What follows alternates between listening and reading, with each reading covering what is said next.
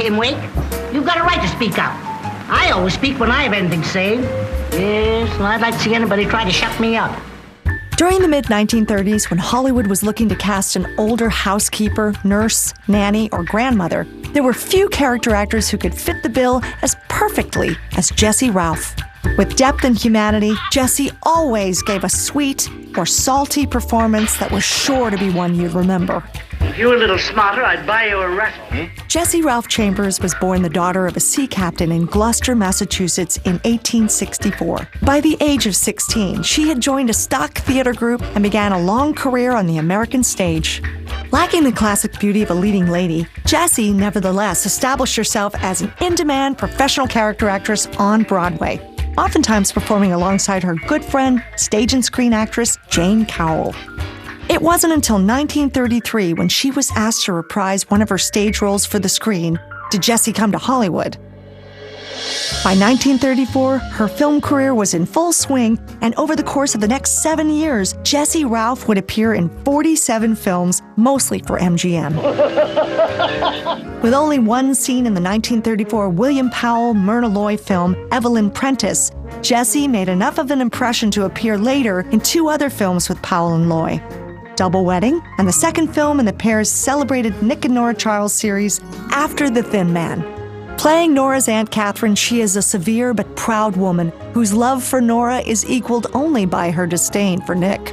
Well, Nicholas, I might have known that you were at the bottom of this. Come right in, Aunt Catherine. How much more of this nonsense have I got to endure? We hope that this will be the last.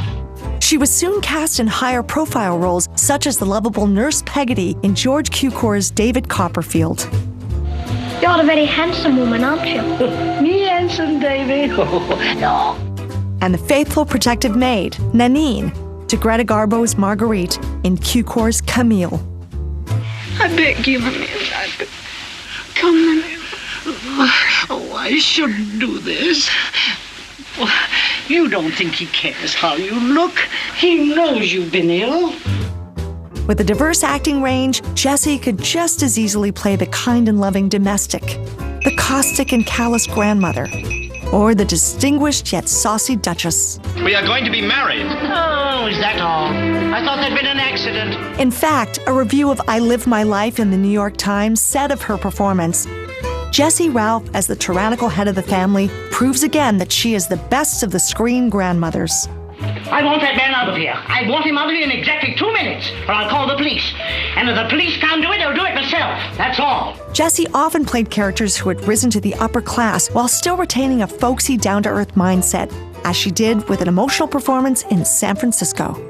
Have you seen Mary Blake? She was with my son.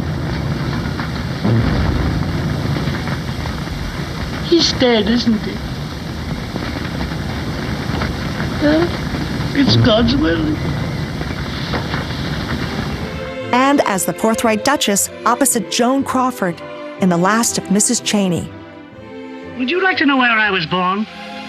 Yes, in the charity ward of a lying-in hospital in Dublin. Oh, you're joking. No, my dear. I was a Gaiety girl when I met his lordship. Always ready with a one-liner, Jessie had a flair for adding local color to her characters. Shut your face or I'll fill you full of lead. Although she didn't receive professional accolades for her screen work, Jessie did appear in 6 Academy Award-nominated films for Best Picture, and that ain't bad. In the latter part of her career, Jessie continued adding flavor to films like Drums Along the Mohawk, and especially as the mother-in-law to W.c.Field in The Bank Dick. He makes me sick. Shall I bounce a rock off his head?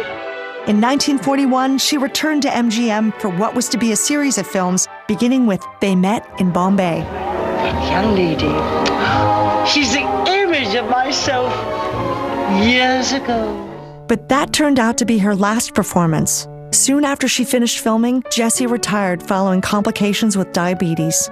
She returned to Gloucester, where she would live out her remaining years, succumbing to a heart attack in 1944.